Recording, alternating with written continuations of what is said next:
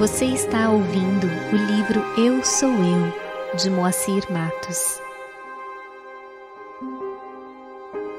Nós temos agora a abertura do capítulo 6, O Valor do Silêncio. Da importância dos momentos de silêncio em nossa caminhada espiritual, de se fazer calar o eu diminuto para se desvelar o grande eu.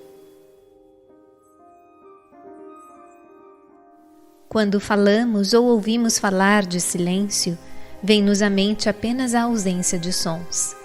Mas, após uma pequena reflexão, perguntamo-nos: será que silêncio tem a ver somente com sons?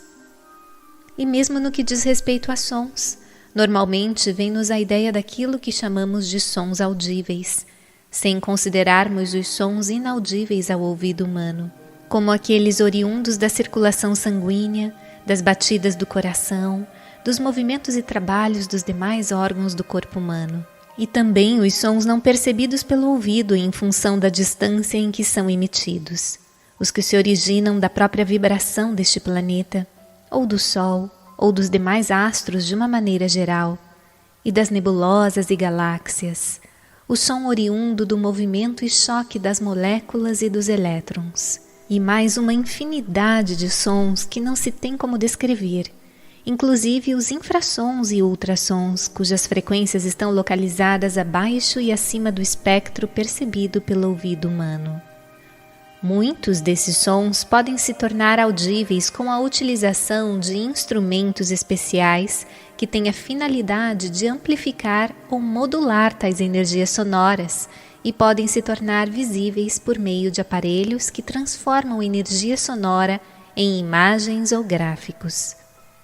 Como exemplos de tais aparelhos, temos os osciloscópios e os próprios computadores, através de seus aplicativos que nos permitem visualizar os sons através de gráficos. Limitando-nos a abordar apenas os sons audíveis, ainda fica a pergunta: será que silêncio, do ponto de vista espiritual, tem a ver somente com sons? Na Índia, entre os hinduístas, existe Mouna, o voto de silêncio. É comum entre os sadhakas, os aspirantes ou buscadores espirituais, em determinadas ocasiões por eles escolhidas, a prática de Mouna, em que deixam de se comunicar através da palavra oral. Por vezes, alguns ocidentais, indo em visita a algum ashram, que é a morada de um mestre com seus discípulos, na Índia, escolhem um ou mais dias na semana para praticarem voto de silêncio. Contudo, e isto acontece inúmeras vezes, quando precisam de algo, sentem a necessidade de comunicação e começam a utilizar os recursos da mímica, gestos com as mãos ou até movimentos com os lábios, e mesmo através da escrita, para poderem se comunicar. Quando vão a uma loja, barraca ou lanchonete, procuram se fazer entender por meio de tais recursos gestuais, experimentando até ansiedades, às vezes, em virtude das dificuldades que enfrentam em se fazerem entender. Pode até ocorrer que os próprios pensamentos se deixem desarmonizar com tais procedimentos. Dessa forma, resulta sem sentido a própria prática do voto de silêncio, cujo objetivo é aquietar e harmonizar o ser como um todo, incluindo o estado da mente e todos os sentidos, proporcionando assim a seu praticante maior receptividade a vibrações mais sutis, imperceptíveis nos momentos normais do ser humano. E quando e como iremos desenvolver a possibilidade de comunicação através de meios mais sutis, de sentidos mais sublimados? Como iremos desenvolver uma maior sensibilidade no tocante a tudo que nos cerca e envolve? Normalmente falamos o tempo todo, e muitas vezes em alta voz para sermos ouvidos, imaginando que somente a fala e em tom elevado seja a nossa via de comunicação mais importante. Necessitamos exercitar outros sentidos mais apurados, mais sutis. Para tal, torna-se importantíssimo o silenciar, por alguns momentos e sentidos comuns relacionados ao corpo físico. Há outros sentidos e faculdades ainda transcendentes que necessitam ser desenvolvidos e que requerem condições apropriadas para se revelarem gradativa e naturalmente, bem como para que possamos ouvir a voz interior e fazer despertar o ser interno ou desvelar nossa natureza divina.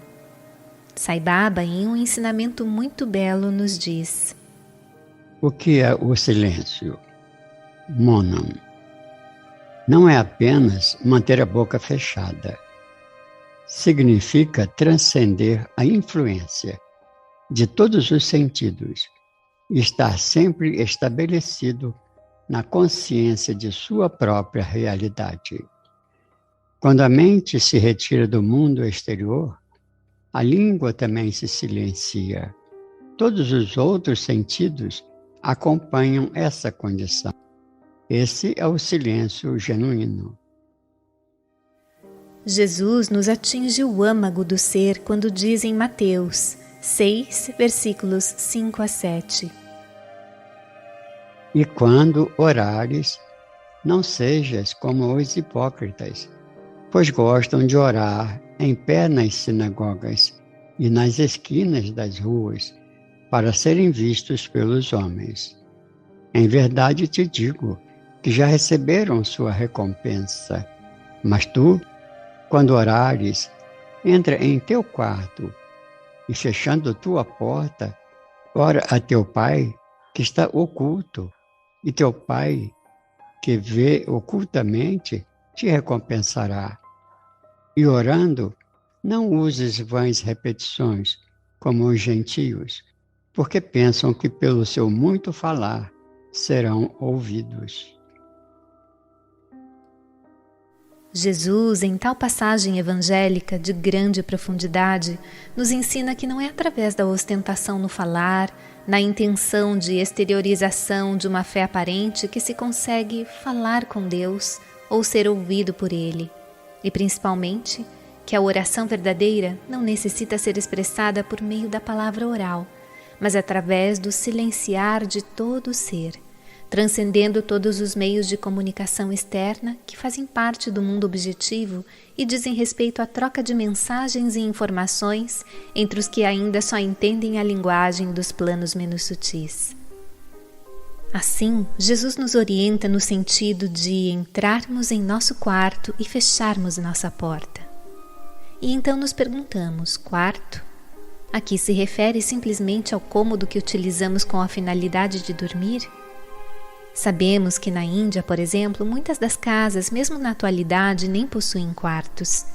Normalmente, tais casas têm um só cômodo, que serve de sala, cozinha, copa, quarto para toda a família e até mesmo para alguns animais, não nos esquecendo também do pequeno altar em algum canto do cômodo, com seus incensos, quadros de seus avatares ou santos que muitas casas mantêm. E na hora de dormir, simplesmente são colocadas esteiras ou pedaços de pano distribuídos pelo chão, servindo de leitos, os quais na manhã seguinte são desmontados e enrolados ou dobrados.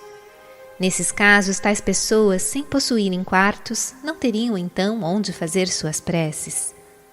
E será que as orações não podem ser feitas em qualquer lugar onde estivermos, seja em contato com a natureza, no ônibus, nas ruas, no trabalho, nos restaurantes, no automóvel, nos estádios esportivos? Será que Jesus não quer dizer que nesses momentos de interiorização devemos nos voltar para o quarto interior, a intimidade do próprio ser, para a realidade interna? E Jesus nos convida ainda a fechar nossa porta num ensinamento belíssimo, para que fechemos a porta para o externo, do mundo do relacionamento exterior, do mundo dos sentidos menos sutis e dos próprios pensamentos e emoções, e penetremos no universo secreto do real ser, universo ainda velado, desconhecido dos que ainda não conseguem ver com os olhos de ver, ou que não conseguem ouvir com os ouvidos de ouvir. Se desejamos falar com Deus, não se torna necessário fazer calar o eu, a fim de que se revele ou se desvele o eu, o ser divino que realmente somos, o self transcendente a toda manifestação e da mesma natureza da própria divindade? Sai Baba nos ensina: aqueles que desejam fixar-se na divindade devem buscar a solidão, praticar em horários específicos, a meditação, dhyana, e a repetição do nome de Deus, japa. Adquirir a capacidade de concentração através dessas práticas e sempre engajar-se em ações pelo desenvolvimento de todos os seres. Essas práticas devem ser sempre empregadas na realização das tarefas, sem preocupação por seus frutos.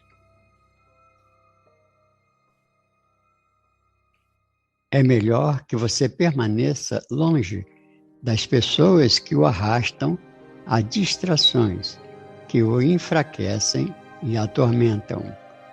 Utilize alguns minutos de manhã e à tarde no silêncio de seu próprio lar, com Deus. Esteja em sua companhia enobrecedora e inspiradora. Adore-o mentalmente e oferte a ele todo o trabalho que você faz. Quando sair do silêncio, você será mais nobre que antes. Pratiquem a moderação na fala. Isso os ajudará de muitas maneiras. O amor, prema, será desenvolvido, pois a maioria dos desentendimentos e facções nasce de palavras ditas de forma descuidada. Quando o pé escorrega, a ferida pode ser curada. Contudo, quando a língua escorrega, a ferida provocada no coração do outro fica inflamada por toda a vida. A língua é passível de 4 grandes erros: proferir falsidades, escandalizar, criticar os outros e falar excessivamente. Isso deve ser evitado caso se deseje paz para o indivíduo, bem como para a sociedade. Os laços de fraternidade serão estreitados se as pessoas falarem menos e com doçura. Vocês são todos aspirantes espirituais em diversos estágios da estrada, e o silêncio, monam, como disciplina, será valioso para vocês. Relacionando o muito falar com ações beneficentes, Sai Baba também nos dá um belo ensinamento quando diz: ao invés de dizer uma centena de coisas, é melhor realizar uma coisa de forma apropriada. Santifique sua vida realizando ações altruísticas. Para a pessoa que fala muito, não sobra tempo para o trabalho. Para a pessoa que está engajada no trabalho, não sobra tempo para falar. Ao invés de desperdiçar o tempo com palavras, utilize-o no serviço à humanidade, que é serviço a Deus, e a todo tempo repita o nome do Senhor.